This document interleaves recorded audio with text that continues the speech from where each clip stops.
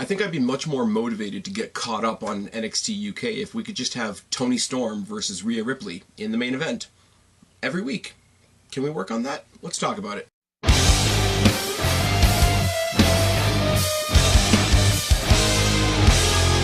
What's going on, everybody? It's your buddy, it's your pal Spaz Phoenix, the YWC reality check with a late NXT UK review from February 20th, approximately 3 weeks ago at this point. We are still in Phoenix, Arizona, because it's still that set of tapings. It's still really weird to see that fourth wall get broken and see into the rest of the convention hall.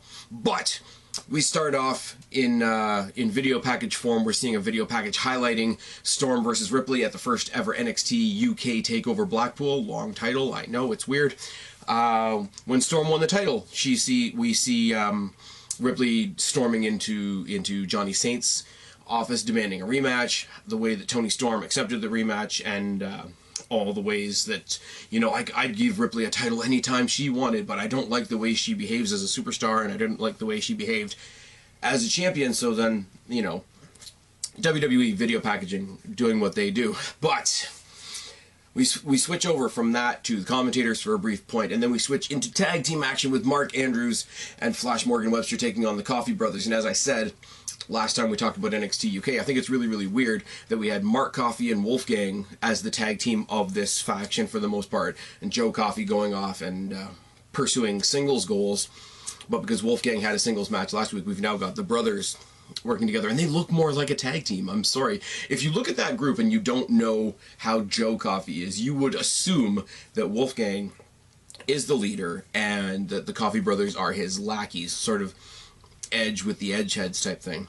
But yeah, power versus speed type thing in this match. I really do like the team of Mark Andrews and Flash Morgan Webster. They are, you know, the prototypical, like, Daniel Bryan back when he was a face meets New Day meets just, you know, the ones that get the crowd all up and off the seat. You know, Hardy Boys back in the day is another great example.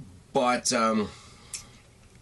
universally loved, universally babyface versus the Coffey Brothers, who are none of those things. Flash and Mark start with a series of throws by Mark and a gorilla slam by Joe, stomping him in the torso. Drop kick by Flash, boot by Andrews, and a head scissor enziguri by Andrews. Pop-up uppercut by the Coffey Brothers. The pop-up uppercut is just a really nice thing because it almost looks like it's going to be a 3D, but then he just catches him in the air. It's really, really nice. Corner beatdown by Joe and a hard Irish whip. Irish whip from the Irishman is always the thing that's going to make me smile. Something that Jim Ross used to say all the time, and apparently he just signed with AEW, so sucks to be him. Double arm breaker and double chops by the Coffey Brothers. Full Nelson by Joe and stomps to the back. Inverted full Nelson airplane spin by Joe. Has him in a full Nelson, rotates him into a reverse full Nelson, you know, basically face down, arms up, and then picks him up by basically his shoulder joints and spins him around the ring a little bit. That's a great way to spend an evening, isn't it? Drop kick by Flash, crossbody and a moonsault, step up enziguri by Flash, head scissor off the apron by Mark Andrews, chops by Andrews, kicks by Flash, DDT by Andrews, tandem suicide senton dives by Andrews and Flash. Was really, really nice, and you could not have synced their dives up any better than what they did. Stun Dog Millionaire by Andrews, but a forearm lariat combination by the Coffey Brothers gets the impressive but somewhat predictable victory is the word I was looking for. Apparently I struggle with words.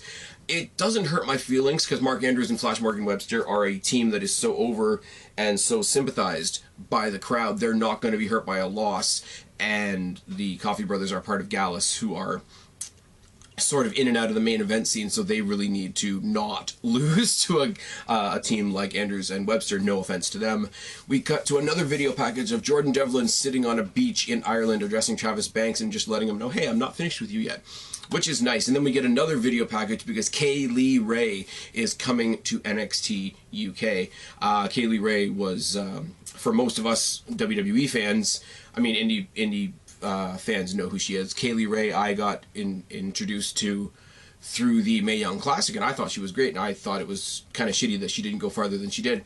But she makes a really, really good point, because we started the UK division and there was already a bunch of women in it, or sorry, the UK brand, I should say. There's a lot of women in it. And she said, you know, I held myself back. I let the brand establish itself so that I can have a proper arrival, is what I took from her recorded promo. And that's a really good point, because it's one thing to say you started a division, or a brand or a company or anything, but it's another thing to say that those people that started the brand never got to walk into the brand and be introduced. So it's a really, as a self-presentation type thing, it's a really, really key point, and I think it'll be something more put into place when she gets there. I can't wait to see her. There's 2 more that I've heard rumored have been introduced to the NXT UK Women's title picture roster, or whatever you want to say. I'm not going to say anything about them until I review the shows that they do or do not pop up on, but I'm really excited about all of them all the way around.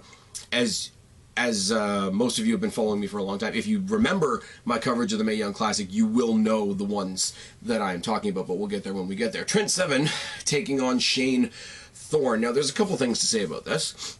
First of all, it wasn't until this match got kicked off that I remembered that them coming to Phoenix was not only them bringing the UK brand to Phoenix, but it was also a chance for a little bit of NXT versus NXT UK.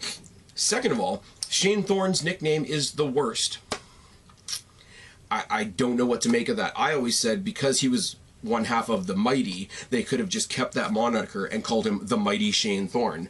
But The Worst is something that's not going to get over, is it? I like Shane Thorne. I like what I've seen of him, the little bit that we've seen of him since he became a singles guy. I like his performance in the, what was it?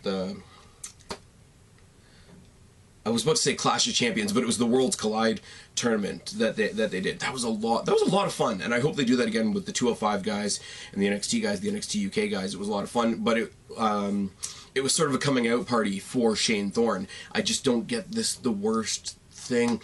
Trent Seven is what he is. He's a little awkward to watch for me when he's not part of the tag team. Tyler Bate can stand out on his own and do his own thing because that's how we were introduced to him. But Trent Seven we were kind of introduced to as Tyler Bate's mentor / tag team partner. So it's a little weird seeing him in singles competition. Take nothing away from the guy as an athlete, as a wrestler. It's just a little different for me. I guess that technically means that Tyler Bate is the Shawn Michaels of their team and he's the Jannetty, but I would never say that because he's a great wrestler and I've seen him live and it's wonderful. Collar and elbow tie-up, and Seven works the arm with a wrist lock, forearm by Thorne, some chops by Seven. Anything you can do, I can do better. Great story. Side headlock by Thorne and a cross body by Seven. Cross body by Seven is a little bit more impactful than normal when you see the size and the thickness of a guy like Trent Seven. Armbreaker by Thorne. Thorne works Severn's arm and shoulder around the post. He has him lied flat on his back, flat on his shoulder blades, and he's pulling his arm and shoulder right up against the post under the bottom turnbuckle. It's not, he's not totally reinventing the wheel, but it's not quite a way we've seen the post used before. It's not exactly Bret Hart doing the sharpshooter around the post and hanging off. Why is my phone ringing? Why is that a thing? Why is that a thing? We need to stop that. Pardon me.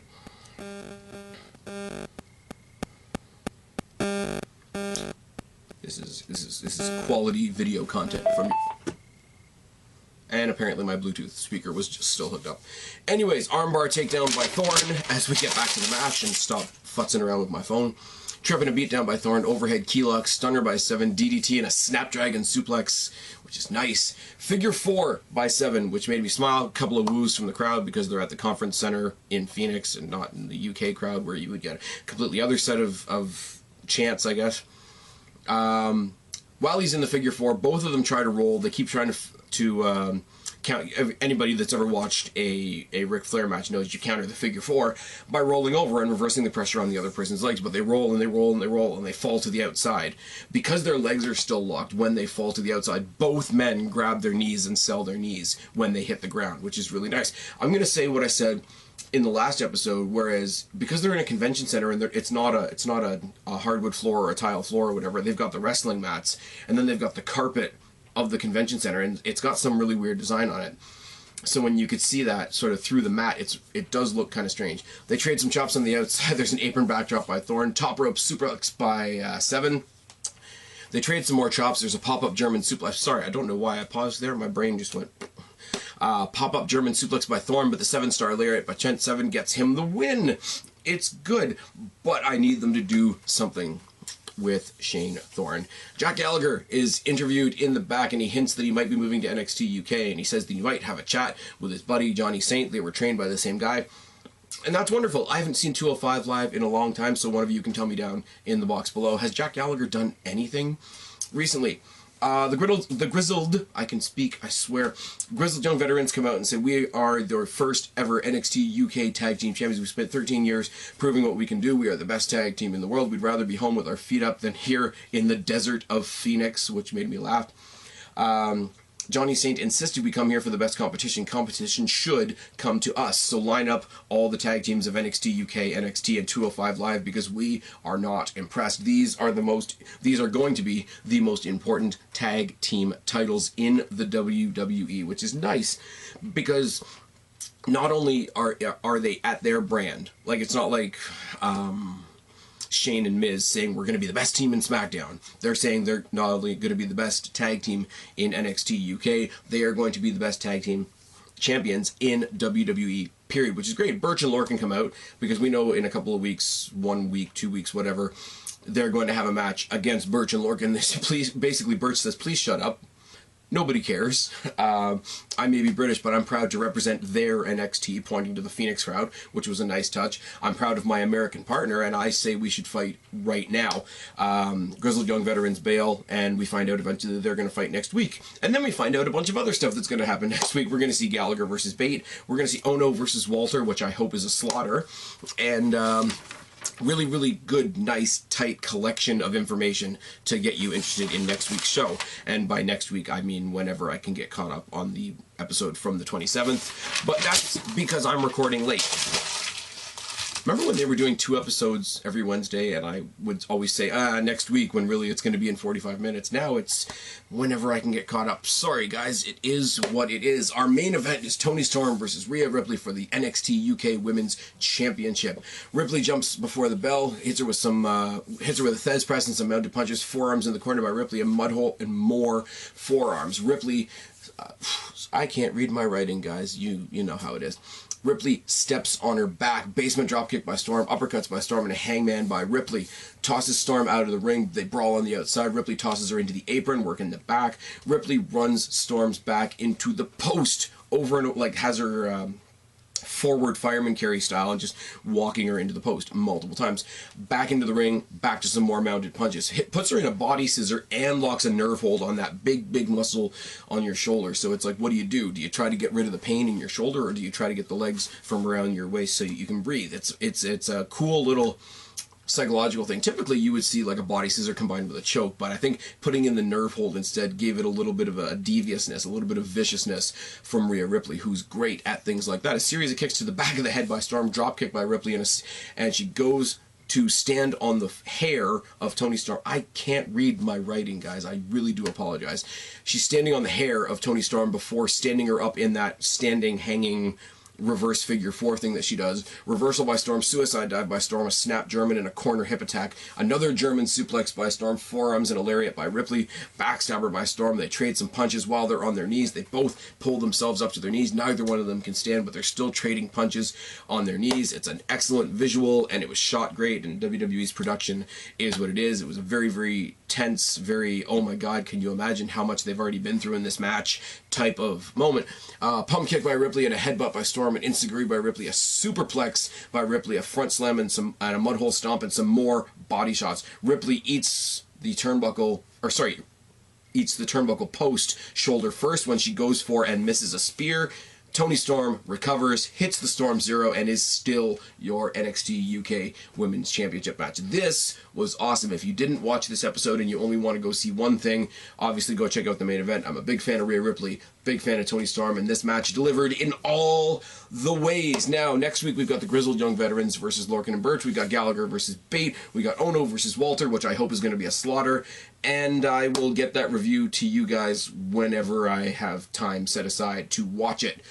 As it is, I had to do this early because later on tonight we're going to be doing the pay-per-view pick 'em for Fastlane, myself, Kristen, Guapo, so tune in for that, get your picks down in the bottom, rank them, play along with us on Sunday. It's going to be a good time. Till then, I've been Spaz, your YWC reality check. Subscribe up there, talk down there, start a conversation, keep all these conversations going. Don't be a stranger. I will talk to each and every last one of you later, but for right now, I am tagging out. Bye, guys.